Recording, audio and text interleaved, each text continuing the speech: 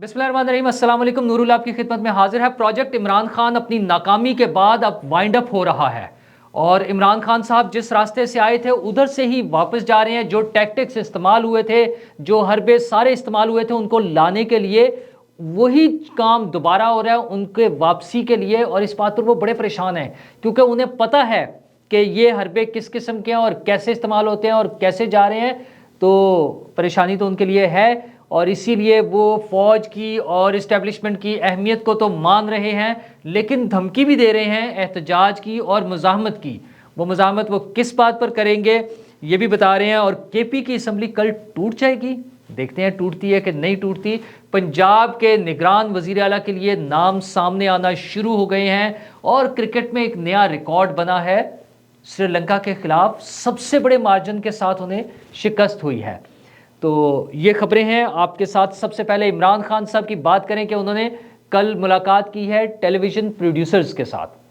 अच्छा, वैसे तो उन्हें बड़ा मुख्तलिफ सा उनका सिस्टम होता है, वो कभी कार्टून नेटवर्क टाइप चैनल्स को भी इंटरव्यू देते थे, लेकिन ये दोबारा मेन स्ट्रीम चैनल्स हैं जिनके प्रोड्यूसर्स के साथ उन्होंने मुलाकात किया और उनका रोना धोना वही था कि हमारे साथ बड़ी ज़्यादती हो रही है और मुझे शफाफ इलेक्शन की उम्मीद है। किससे? आर्मी चीफ से। ओ भाई, इलेक्शन कराना है इलेक्शन कमीशन ने और उस वक्त जो सेटअप होगा वो होगा निगरान हुकूमत के हाथ में।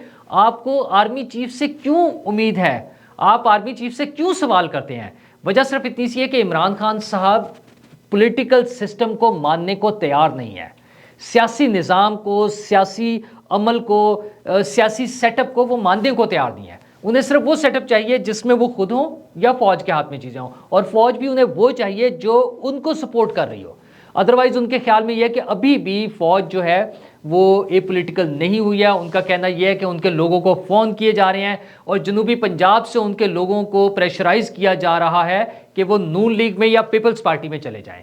यानी उन्हें नज़र आ रहा है कि जनूबी पंजाब से उनकी छुट्टी हो रही है। वैसे तो उनकी छुट्टी के और भी बहुत सारे एस्पेक्ट्स नज़र आ रहे हैं, मैं अभी आगे उस पर बात करता हूँ, लेकिन उन्हें परेशानी बहुत है, शदीद किस्म की परेशानी। उन्हें नज़र आ रहा है कि उनके लोग भी टूट जाएंगे और ये जो थोड़ा सा उन्होंने बंदोबस्त करके पंजाब असम्बली वाला मामला मैनेज कर लिया है, असम्बली तोड़ने वाला, ये तो वक्त बताएगा कि उन्हें इसका फ़ायदा हुआ है या नुकसान हुआ है।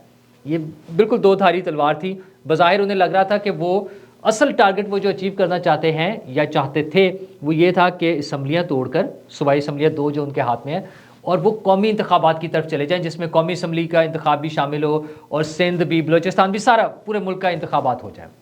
तो उसमें तो कामयाबी नज़र नहीं आ रही। फ़िलहाल तो वफाकी हुकूमत, सिंध हुकूमत कोई इस बात के लिए तैयार नहीं है कि इस प्रेशर में आकर वो बाकी असम्बलियाँ टूटें और कौमी इंतखाबात की तरफ जाएँ। मैक्सिमम ये होगा कि सूबाई असम्बलियों के इंतखाबात जो पंजाब के और केपी के होने हैं वो मेरे ख्याल एक दो दिन में इलेक्शन कमीशन की तरफ से उसकी तारीख भी आ जाएगी। वैसे 12-13 अप्रैल की भी तारीख सुनने में आ रही है, but final date election commission ने अनाउंस करनी है। वो क्या डेट अनाउंस करते हैं, असल में उन दिनों में रमज़ान का महीना चल रहा होगा, लेकिन खैर अगर मौसम मुनासिब हो तो वो इलेक्शन हो सकता है, अप्रैल में भी हो सकता है और रमज़ान के दौरान भी हो सकता है। ये चीज़ें तो एक दो दिन में आ जाएंगी। केपी असम्बली के लिए अब उनकी नई डेट आ गई है। सूबाई जो वज़ीर आला हैं केपी के, उन्होंने कल ऐलान किया कि आने वाले कल यानी मंगल को ये असम्बली तोड़ दी जाएगी। तहलील करने की वो एडवाइस भिजवा देंगे गवर्नर को, और अगेन गवर्नर अगर साइन नहीं भी करेंगे तो 48 आवर्स में असम्बली डिज़ोल्व हो जाएगी। तो पंजाब में तो हो चुकी है, वहाँ पर एक तो थोड़ा सा तब्दीलियाँ आनी शुरू हो गई हैं, कुछ इंतज़ामिया में तब्दीलियाँ, कुछ सेक्रेटरीज तब्दील होने शुरू हो गए, और ये मज़ीद जो ही निगरान हुकूमत आएगी तो फिर एक मरतबा फिर एक बड़ा हल्ला आएगा जिसमें काफ़ी सारे लोग तब्दील हो जाएंगे, नया सेटअप बन जाएगा ज़ाहिर है। तो वो होना है। साथ ही कुछ नाम नए सामने आने शुरू हो गए हैं। पीटीआई ने मुशावरत किया इमरान खान साहब की क़यादत में, अभी उसमें परवेज़ इलाही शामिल नहीं है, और वो मुशावरत हुई है वज़ीर आला पंजाब के लिए, निगरान वज़ीर आला के लिए नाम जो उन्होंने देने हैं। अभी तक जो दो नाम सामने आए हैं वो हैं नासिर खोसा साहब और डॉक्टर परवेज़ हसन साहब के। देखते हैं कि क्या परवेज़ इलाही भी इन्हीं को एग्री करते हैं या कुछ और नाम आते हैं। नून लीग की तरफ से भी नाम आने बाकी हैं, पीडीएम की तरफ से कह लें जो अपोजिशन थी, तो वो नाम आ जाएंगे। अच्छा, अभी तक कुछ सीनियर सहाफ़ियों के नाम बड़े जो है सरगर्म उसमें ख़बर में है कि कुछ नाम आएंगे जो शायद नून लीग की तरफ से आ जाएं। और बहरहाल فائنل فیصلہ تو الیکشن کمیشن کے پاس ہی جانا ہے ممکنہ طور پر، کیونکہ ایسا نظر نہیں آ رہا کہ پی ٹی آئی اور نون لیگ مل کر کوئی نام فائنل کر لیں، وہ مشکل ہوگا، تو وہاں جائیں گے۔ عمران خان صاحب کی پریشانیوں کی وجہ یہ ہے کہ پروجیکٹ عمران خان اپنی ناکامی کے بعد اب وائنڈ اپ ہو رہا ہے، تو اس کے دو بڑے ثبوت آپ کے سامنے ہیں۔ ایک تو کل ہونے والا سندھ کا بلدیاتی الیکشن، آپ لوگوں نے دیکھا کیا رزلٹس ہیں۔ حیدرآباد سے تو پیپلز پارٹی نے تقریباً کلین سویپ کیا ہے، اور حیدرآباد بھی ایک شہری علاقوں پر مشتمل وہ سارا ایریا ہے، اسی طرح کراچی میں بھی پیپلز پارٹی کو بڑی سپیس ملی ہے۔ دونوں جگہ پر ایک فیکٹر تو یہ رہا ہے کہ ایم کیو ایم نے بائیک آؤٹ کیا، لیکن ایم کیو ایم کا بائیک آؤٹ نہ بھی ہوتا تو پیپلز پارٹی نے بہتر پرفارم کرنا تھا، وہ نظر آ رہا تھا ان کی کیمپین سے، ان کی ورکنگ سے، ساری چیزیں نظر آ رہی تھی کہ وہ بہتر کیمپین کر رہے ہیں۔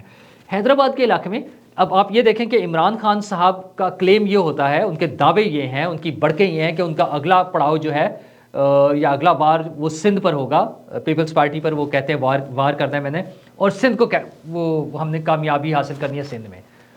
اچھا، یہ بیسک الیکشن جو ہوتا ہے بلدیاتی الیکشن، حیدرآباد کے علاقے میں انہیں تو سارے یو سیز میں امیدوار بھی نہیں ملے، کوئی 30 سے زیادہ ایسے تھے مقابلے پر جہاں پر پیپلز پارٹی کے لوگ بلا مقابلہ منتخب ہو گئے ہیں۔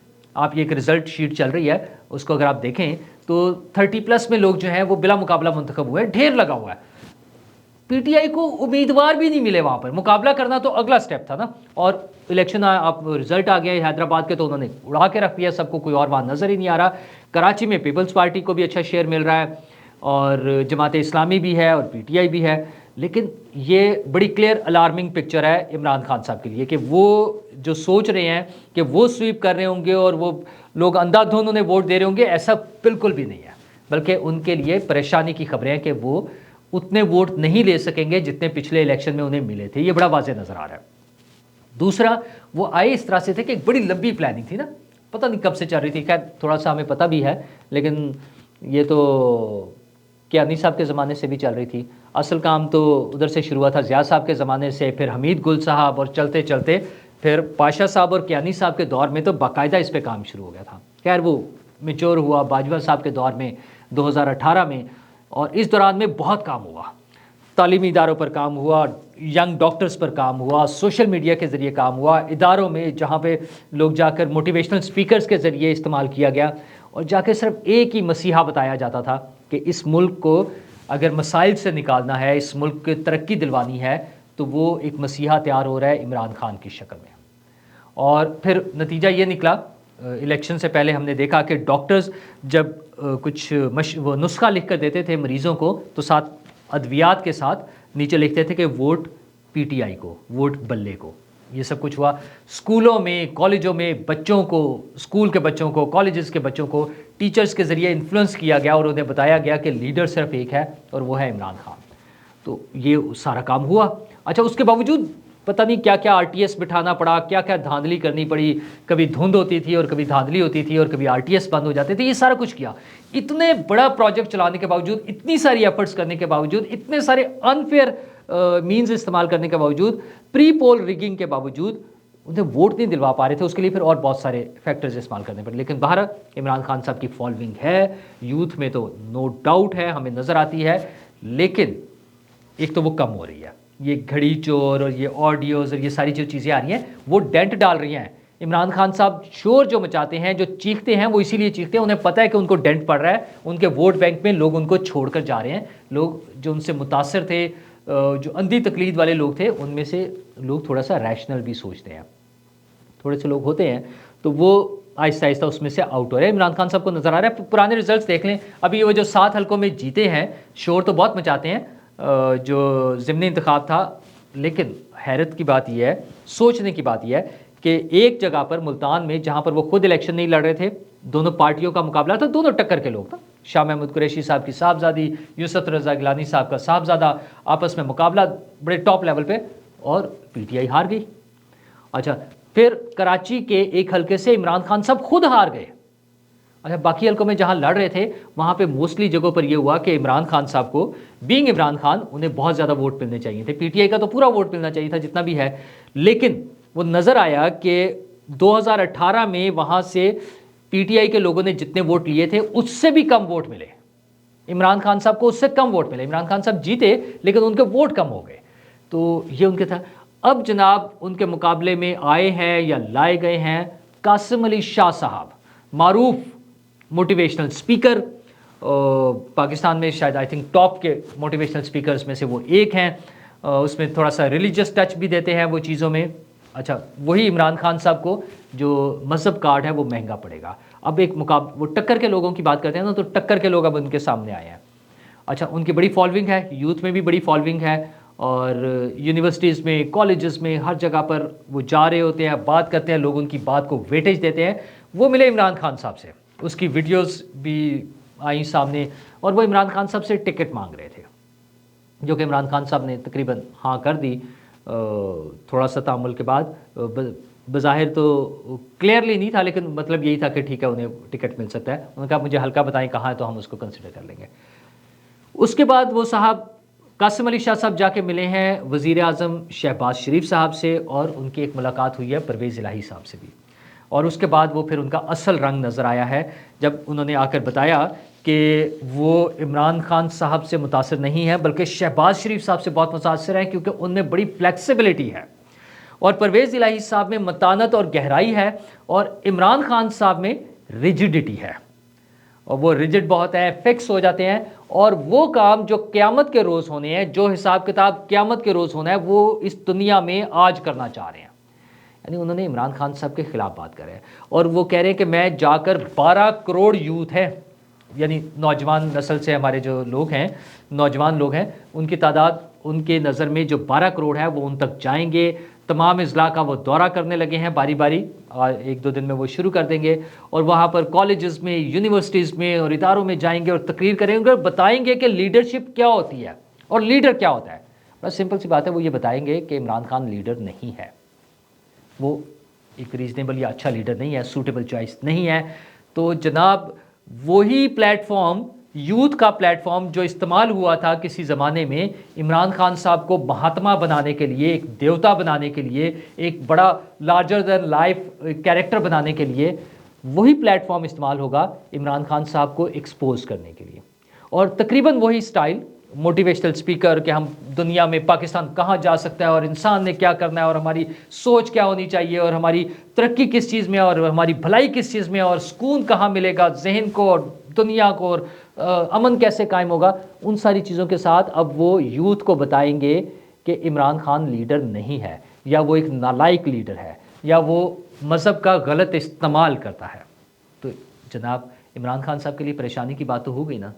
تو اب تھوڑا سا انہیں بھی پتہ ہے, قاسم علی شاہ صاحب کو پتہ ہے کہ انہیں تھوڑا سا ڈینٹ یہ پڑے گا کہ وہ یوتھ جو شروع ہو گیا کل سے رانگ نمبر کہنا اور ان کی تصاویر ایشو کرنا, اب آپ دیکھیے گا کہ کیا کیا کچھ ہوتا ہے.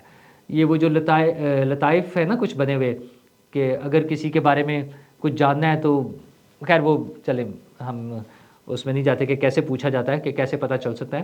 تو اب قاسم علی شاہ صاحب کے بارے میں سچ اور جھوٹ, اور میجورٹی اس میں جھوٹ بھی آ جائے گی, کچھ سچ بھی ہو سکتے ہیں واقعات یا باتیں. اب وہ جھوٹ آئیں گے سامنے کہ بس آپ دیکھتے رہیے گا. ویسے ایک ویڈیو تو آ گئی ہے جس میں وہ بتا رہے ہیں, پہلے پرانا ہے, کہ میں نے عمران خان کو ووٹ دیا تھا, اور میرے گھر کی فیملی, میری خواتین, میری مدر, میری بیٹیاں, بہنیں جو بھی ہیں وہ سب گئے تھے ووٹ ڈالنے کے لیے, اور آئندہ بھی میں عمران خان کو ووٹ دوں گا. یہ ان کی چوائس عمران خان ہی تھے, لیکن شاید انہیں سمجھ آ گئی ہے, یا شاید انہیں سمجھا دیا گیا ہے. تو اب وہ جائیں گے اور عمران خان صاحب کے خلاف کیمپین کریں گے, اور 12 کروڑ نوجوان جنہیں عمران خان اپنا ایسٹ سمجھتے ہیں, جنہیں عمران خان سمجھتے ہیں کہ یہ وہ پلیٹ فارم ہے جس کی بیس پر وہ کھیلتے ہیں, جن کے ذریعے وہ کھیل رہے ہیں, تو ان کے ہوم گراؤنڈ پہ جا کر اب قاسم علی شاہ کام کریں گے عمران خان کے خلاف. تو جناب لگ پتہ جائے گا عمران خان صاحب کو بھی ٹکر کے لوگ سامنے ہیں, اور عمران خان صاحب کے لیے یہ ہو کیوں رہا ہے کہ وہ جب انہیں اتنا بڑا بنا دیا گیا تھا, جب وہ ایک ملک کے وزیر اعظم بھی بن گئے, اتنا کچھ انہیں مل گیا تھا, تو ان میں صبر نہیں آیا, ان میں سمجھ نہیں آئی کہ انہوں نے کس طرح سے چلنا ہے, لوگوں کو ساتھ لے کر چلنا ہوتا ہے. اس کا وہ الزام تو یہ لگاتے کہ وہ احتساب کرنا چاہتے تھے, وہ کوئی احتساب نہیں کرنا چاہتے تھے. جہاں لٹ مار ہو رہی تھی, جو لوگ ان کے ساتھ مل جاتے تھے وہ ڈرائی کلین ہو جاتے تھے. اپنے دوستوں کے جب کیس بنتے تھے کسی کی گرفتاری نہیں ہوئی, اپنی فیملی کے جب کیسز بنے تو DGI ISI کو تبدیل کرا دیا. یہ ان کا احتساب کا تھا. اچھا 50 ارب روپے ملک ریاض صاحب کے پکڑے گئے تو ملک ریاض صاحب کے کھاتے میں ایڈجسٹ کروا دیے, وہ حکومت پاکستان کو نہیں دیے. یہ ان کا احتساب کا طریقہ تھا. ہاں معیشت کو ٹھیک کرنے کا میں نے کل بھی کہا تھا, انہوں نے اپنی معیشت ٹھیک کی, انہوں نے بشرا بی بی کی معیشت ٹھیک کی, انہوں نے فرح گوگی کی معیشت ٹھیک کی, انہوں نے عامر کیانی کی معیشت ٹھیک کی, انہوں نے علیم خان کی معیشت شروع میں, اور جہانگیر ترین کے بھی ان کے ساتھ تھے تو ان کے لیے کام کیا, لیکن پھر ان کے ساتھ فیملی کے جھگڑے ہو گئے. وہ اور سٹوریز ہیں, کسی وقت کھل کے مزید باتیں بھی سامنے آ جائیں گی.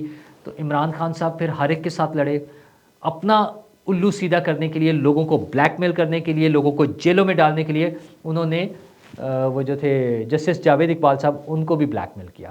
وہاں پر بھی جب ان کے خلاف ثبوت آ گئے, ویڈیوز آ گئی, تو اس مظلوم یا وکٹم خاتون کو انصاف دلانے کی بجائے وہ بلیک میلنگ کے لیے استعمال کیا. تو جب عمران خان صاحب یہ سب کچھ کرتے رہے اور ساتھ ساتھ معیشت کا بھی بیڑا غرق ہوا, ملک بھی آگے نہیں جا رہا تھا, چیزیں چل نہیں رہی تھیں, تو پھر یہی نتیجہ نکلنا تھا, وہ بھگتیں گے. اور ایک چھوٹی سی خبر جس کا میں نے آپ سے پہلے ذکر کیا تھا کرکٹ کے حوالے سے, کہ ایک نیا ریکارڈ بنا ہے.